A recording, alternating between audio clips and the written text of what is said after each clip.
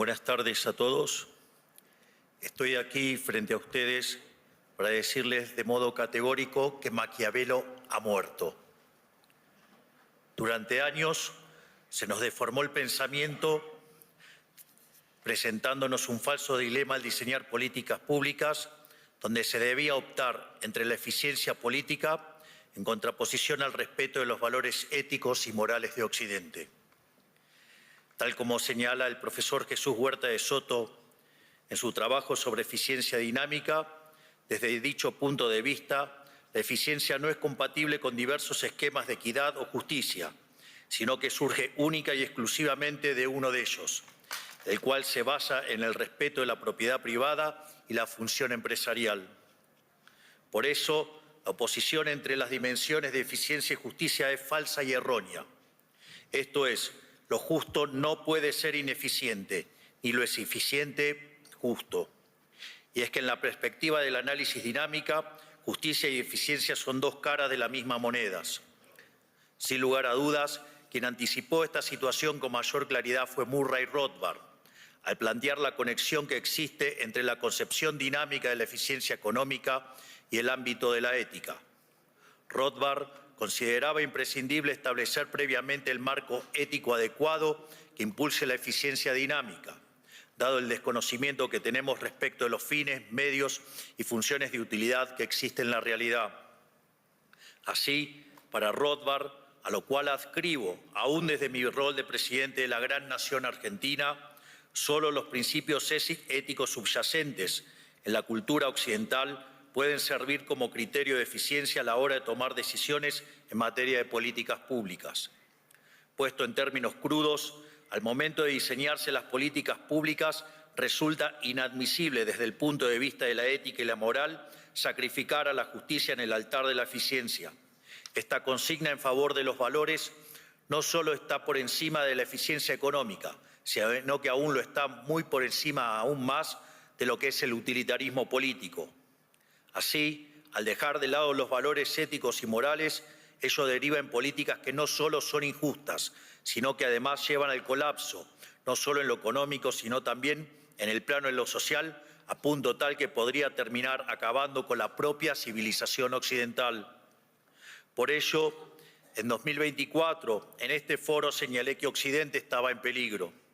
A su vez, en mi exposición del 2025, mostré que las agendas y las políticas que se venían impulsando desde los distintos organismos y foros internacionales no eran ni más ni menos que todo un conjunto de políticas socialistas, arropadas de modo elegante para engañar a personas de almas nobles y bellas, con buenas intenciones, pero con los mismos resultados catastróficos de siempre.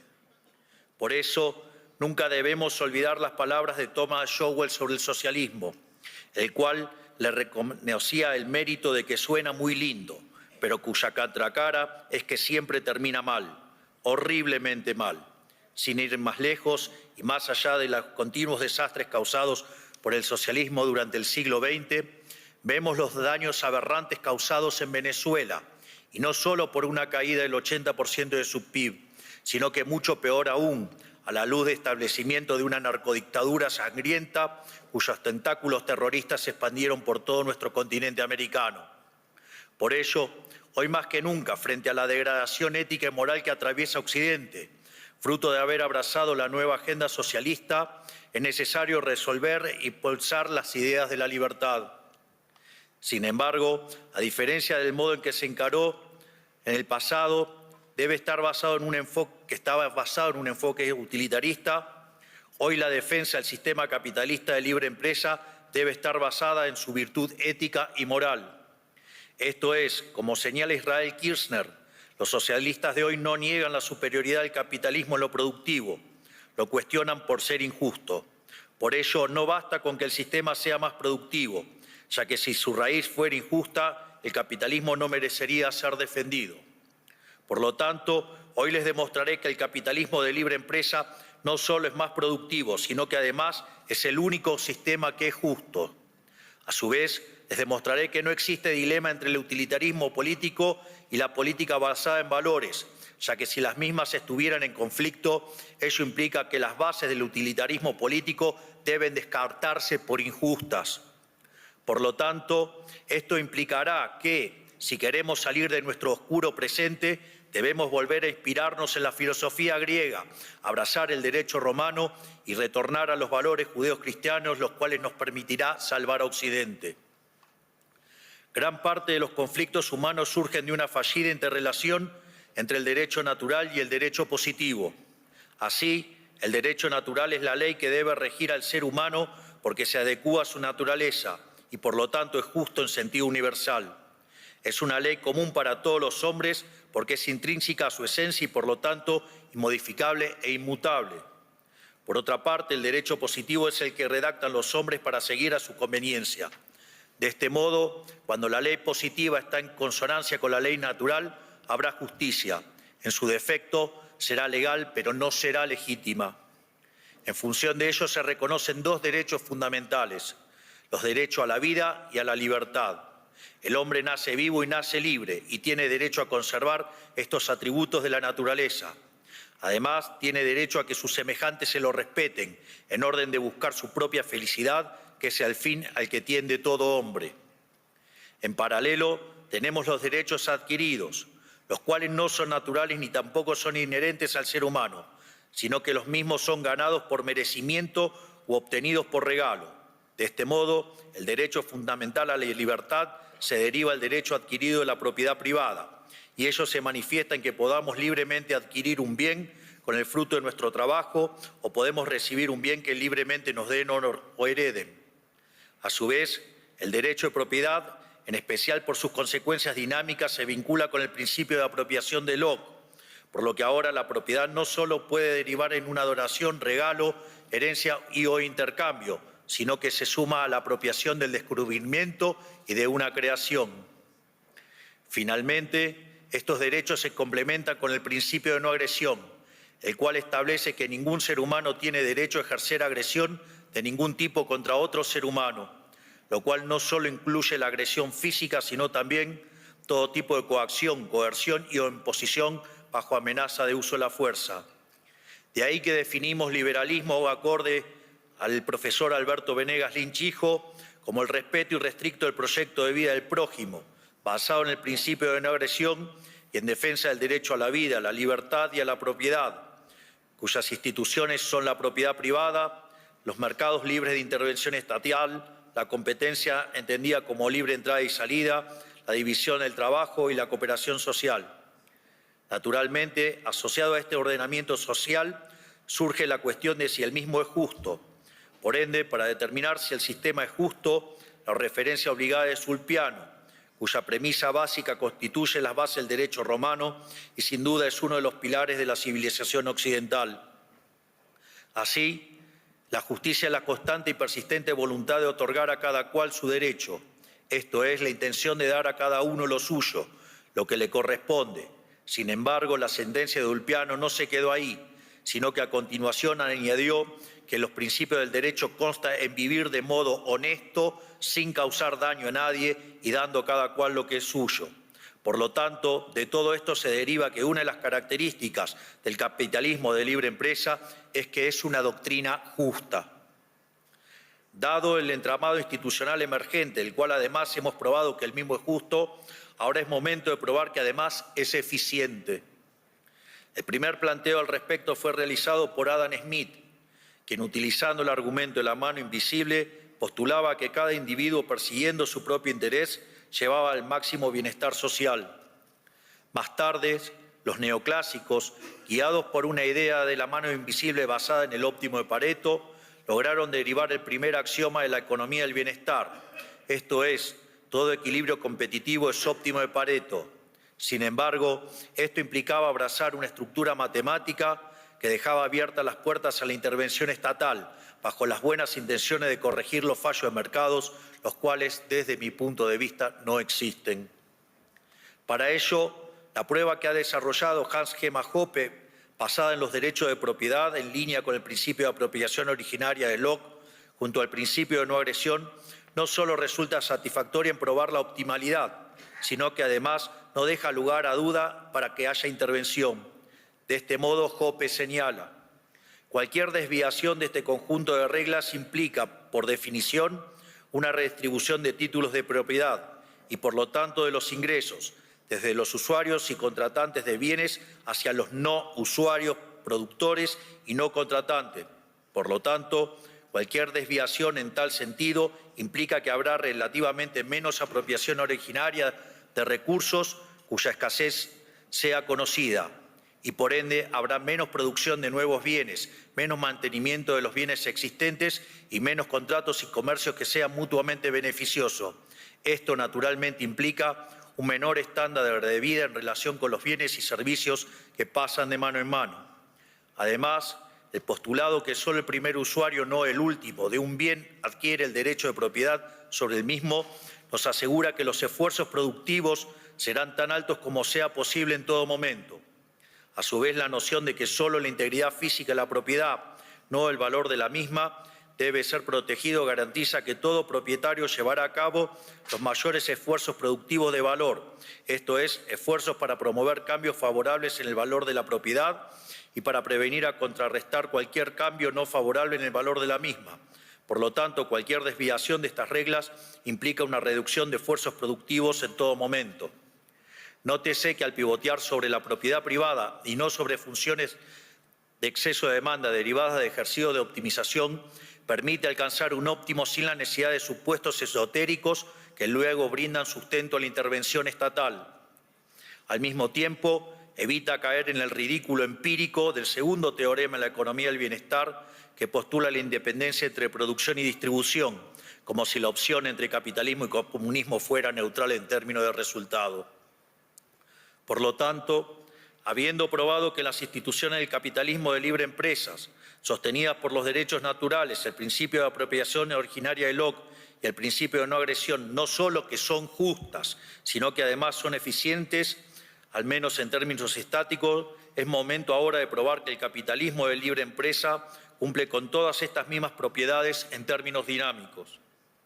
Jenofonte, ya 380 años antes de Cristo, señalaba que la economía es un saber que permite a los hombres acrecentar la hacienda, mientras postulaba que la propiedad privada resultaba el vehículo más provechoso para la vida de cada cual. Luego de ello, Jenofonte se ocupa del concepto de eficiencia, el cual lo aborda desde dos perspectivas. Por un lado, desde una visión estática, define como eficiente a la gestión de los recursos disponibles tendientes a evitar el despilfarro, donde además resalta el beneficio de la propiedad privada al señalar que el ojo del amo es la mejor fórmula para engordar su ganado. Por otro lado, Jenofonte, en su segunda definición de eficiencia, se adentra en el terreno dinámico, señalando que, a su vez, la eficiencia implica incrementar la hacienda. Esto es, se trata de aumentar la cantidad disponible de bienes por la vía de la creatividad empresarial, esto es, por la vía del comercio y la especulación. Este último criterio de eficiencia es de importancia fundamental para el estudio del crecimiento de una economía, ya que a diferencia de un modelo estático en el que solo se contemplan lo que Robert Lucas Jr. definía como los parámetros profundos, esto es, preferencias, tecnología y dotaciones de recursos iniciales, en la esfera dinámica tanto la tecnología como las dotaciones iniciales pueden variar y de hecho lo hacen continuamente como resultado de la creatividad empresarial. Es más, un capítulo aparte obedece a la institución de la propiedad privada y que, pivoteando sobre ella, la Escuela Austríaca de Economía, desde Mises, Hayek, Rothbard, Kirchner, Hoppe hasta Jesús Huerta de Soto, han demostrado la imposibilidad del socialismo y, por ende, echando por tierra la fantasmagórica idea de John Stuart Mill que postulaba la independencia entre la producción y distribución. Una sordera académica que derivó en el socialismo y que le costó al mundo la vida de 150 millones de seres humanos, al tiempo que aquellos que lograron sobrevivir al terror lo hicieron en una absurda pobreza. Acorde a lo señalado y en línea con la segunda definición del análisis de Jenofonte, la teoría económica ha identificado 4 fuentes de progreso económico. En primer lugar, tenemos la división del trabajo, la cual fue ejemplificada por Adam Smith con la fábrica de alfileres. En el fondo, se trata de un mecanismo por el cual se generan ganancias de productividad que se manifiestan como rendimientos crecientes y que, si bien su límite está delimitado por el tamaño del mercado, el tamaño del mismo se ve afectado positivamente por ello. Sin embargo, vale la pena aclarar también que este proceso virtuoso no es infinito, cuyo límite choca con la dotación de recursos iniciales. En segundo lugar, la acumulación de capital, tanto físico como humano. Respecto al capital físico, es crucial la interacción entre ahorro e inversión, poniendo de manifiesto el rol fundamental del mercado de capitales y el sistema financiero para lograr a cabo dicha intermediación. Por el lado del capital humano, el foco no debe limitarse al plano educativo, sino que también debe considerarse el desarrollo de capacidades cognitivas desde el nacimiento del ser humano, su alimentación y la salud, elementos fundamentales para poder acceder a la educación y al mercado de trabajo. En tercer lugar, tenemos el progreso tecnológico, el cual significa poder producir una mayor cantidad de bienes con la misma cantidad de recursos o producir lo mismo empleando una menor cantidad de insumos. Finalmente, tenemos el espíritu empresarial, o mejor dicho, la función empresarial, la cual, de acuerdo al profesor Huerta de Soto, constituye el principal motor del proceso de crecimiento económico, ya que si bien los tres factores señalados son importantes, sin empresarios no habrá producción y el nivel de vida sería extremadamente precario. Donde la función empresarial no se focaliza tanto en la eficiencia de corto, sino más bien en el crecimiento de la cantidad de bienes y servicios, lo cual deriva en mayores niveles de vida. En función de todo esto, lo verdaderamente importante es expandir al máximo la frontera de posibilidad de la producción.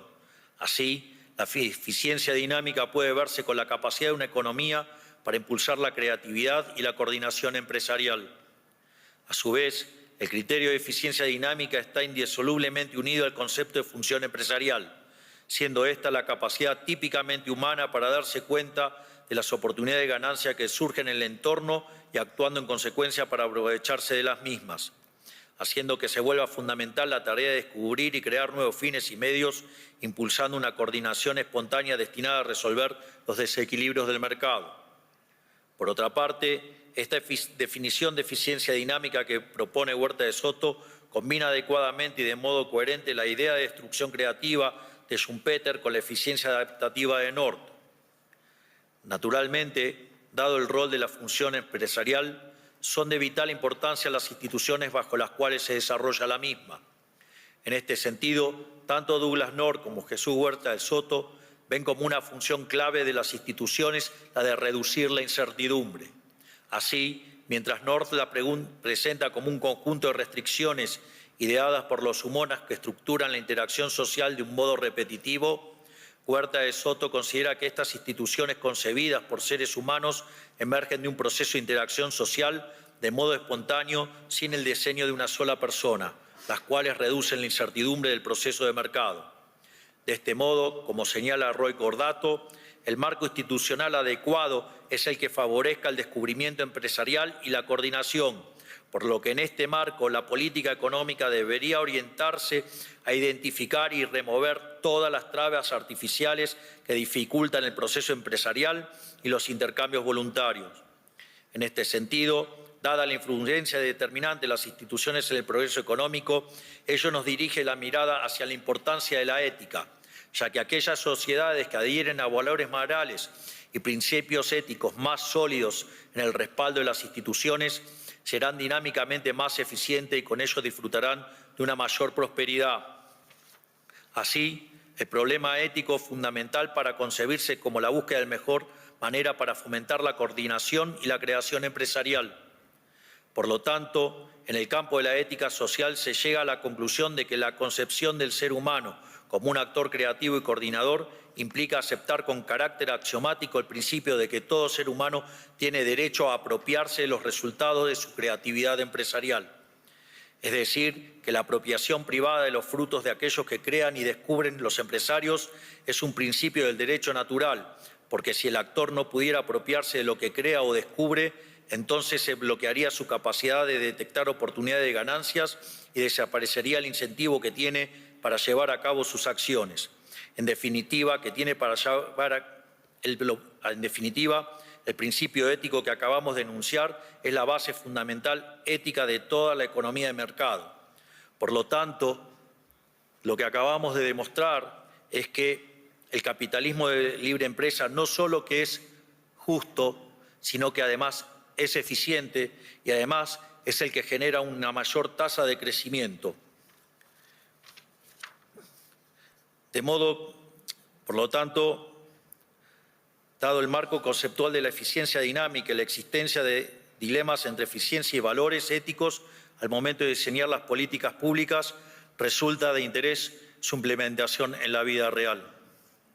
Más allá de los enormes logros que hemos mostrado durante esos años de gestión, extirpando un déficit fiscal de 15 puntos del PBI, bajando la inflación del 300% al 30%, reduciendo el riesgo país en 2.500 puntos básicos y haciendo crecer la economía, mientras que la pobreza bajó del 57 al 27%, llevando políticas públicas guiadas por valores éticos y morales.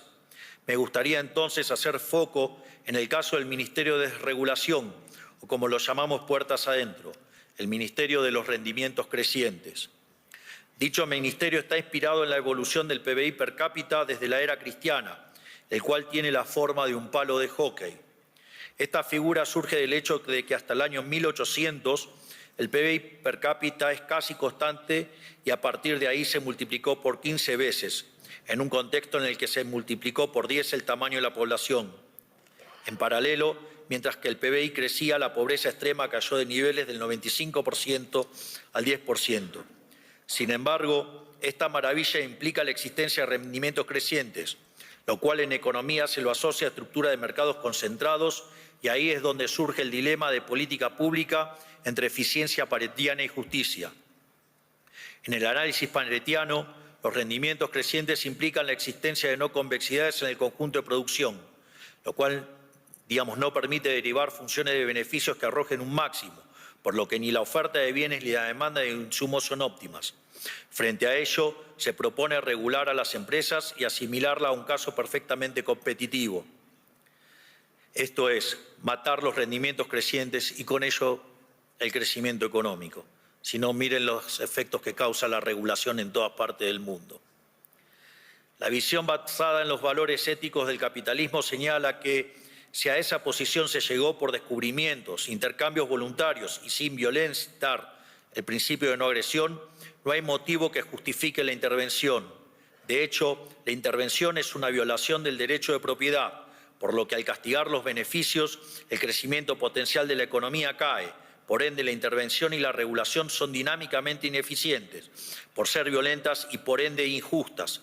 Es por ello que desde la llegada a la Administración en 2023 hemos llevado a cabo, gracias a la ciclópea tarea del ministro Federico Sturzenegger, 13.500 reformas estructurales, las cuales hoy nos permite tener una economía más eficiente dinámicamente, lo cual nos permite volver a crecer.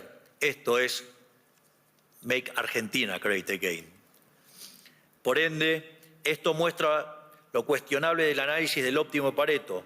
En función del mismo, muchos consideran pertinente que se regulen dichas estructuras concentradas, asimilándolas en resultados a un modelo competitivo. Sin embargo, como había señalado, ello implica matar los rendimientos crecientes, cuyo efecto colateral no deseado es el de matar el crecimiento. Nótese que bajo esta misma línea podemos abordar los temas de inteligencia artificial. En este sentido, dicho instrumento podría verse como la versión siglo XXI de la fábrica de alfileres de Adam Smith, es decir, un potenciador de rendimientos crecientes y con ello mayor crecimiento y bienestar.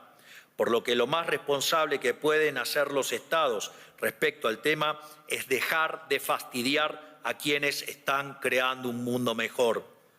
Para decirlo más directamente, los políticos deben dejar de fastidiar a quienes están haciendo un mundo mejor. Al mismo tiempo, quiero señalar que todos los temores asociados a escenarios distópicos son una tontería. La respuesta es Adam Smith. El límite de los rendimientos crecientes está dado por el tamaño del mercado. Y finalmente, no debemos olvidar que la puesta en marcha de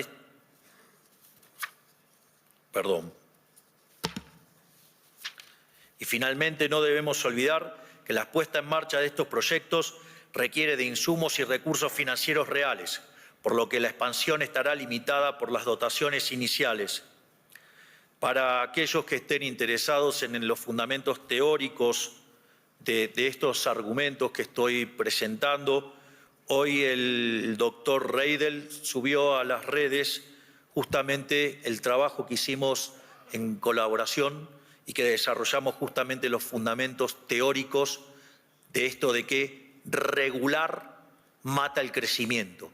Es decir, la omnipotencia del Estado, las regulaciones destruyen el derecho de propiedad y eso mata los rendimientos crecientes y por ende, digamos, el crecimiento es menor. Por último, ligado a este fenomenal futuro que se avecina, resulta de vital importancia el rol del capital humano. En este sentido, en Argentina, gracias a la gestión de la ministra Sandra Petovelo, a los sectores vulnerables hemos dejado de regalarle el pescado para enseñarles a pescar y, si es posible, a motivarlos que creen su propia empresa pesquera. Finalmente, a pesar de las críticas populares, el capitalismo de libre empresa no socava los valores morales. Después de todo, el progreso económico vía el mecanismo de la mano invisible surgió de los sentimientos morales de Adam Smith y la era moderna debe su existencia a las virtudes burguesas señaladas por McCloskey. A su vez, gracias al gran trabajo de Huerta de Soto en el desarrollo del concepto de eficiencia dinámica y la puesta en práctica en Argentina, esto nos permite estar seguros que el dilema entre eficiencia y justicia es falso. Esto es, los mercados no solo son superiores desde lo productivo, sino que también son justos y que por ende las políticas públicas deben estar guiadas por la ética y no el utilitarismo, ya sea económico o político, que siempre derivan en soluciones injustas, populistas y empobrecedoras.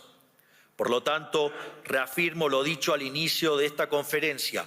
Maquiavelo ha muerto, por lo tanto, es momento de enterrarlo. Es más, dado el vínculo profundo entre la moral y los mercados libres, estos últimos nos hacen mejores personas, ya que gracias a los mercados dinámicamente eficientes podemos al mismo tiempo progresar económicamente, defender la propiedad privada, mantener la paz, alcanzar la armonía social y fortalecer aquellas virtudes sociales que son indispensables para una sociedad próspera. Por último, quiero dejarles una reflexión sobre la parashá de esta semana. La parashá Bo describe ese momento en que Moisés se enfrenta al faraón, símbolo del poder opresor del Estado, para advertirle que si no liberaba al pueblo hebreo, caerían sobre Egipto las últimas 3 plagas.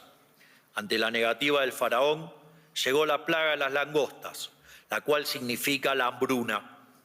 Luego llegó la plaga de la oscuridad, la cual significa la pérdida de claridad para la toma de decisiones. Por último, la plaga de la muerte de los primogénitos, lo cual deja de manifiesto el destino de una sociedad que niega la libertad. La analogía con lo que ocurre hoy en Occidente es tremendamente clara. Hace ya tiempo Occidente, por alguna extraña razón, comenzó a darle la espalda a las ideas de la libertad. Y por ello que en este mismo lugar, en el año 2024, afirmé que Occidente está en peligro, fruto de haber abrazado dosis crecientes de socialismo en su versión más hipócrita, que es el wokismo. A su vez, en 2025 expliqué los parásitos mentales que sembró la izquierda en la humanidad. Sin embargo, 2026 es el año en que les traigo buenas noticias. El mundo ha comenzado a despertar. La mejor prueba de ello es lo que está pasando en América con el renacer de las ideas de la libertad. Por lo tanto, América será el faro de luz que vuelva a encender a todo Occidente y con ello pagará su deuda civilizatoria con muestra de gratitud hacia sus bases en la filosofía griega, el derecho de los romanos y en los valores judeocristianos. Tenemos por delante un futuro mejor, pero ese futuro mejor existe si volvemos a las raíces de Occidente, esto es, volviendo a las ideas de la libertad. Que Dios bendiga a Occidente, que la fuerza del cielo nos acompañen y ¡viva la libertad, carajo! Muchas gracias.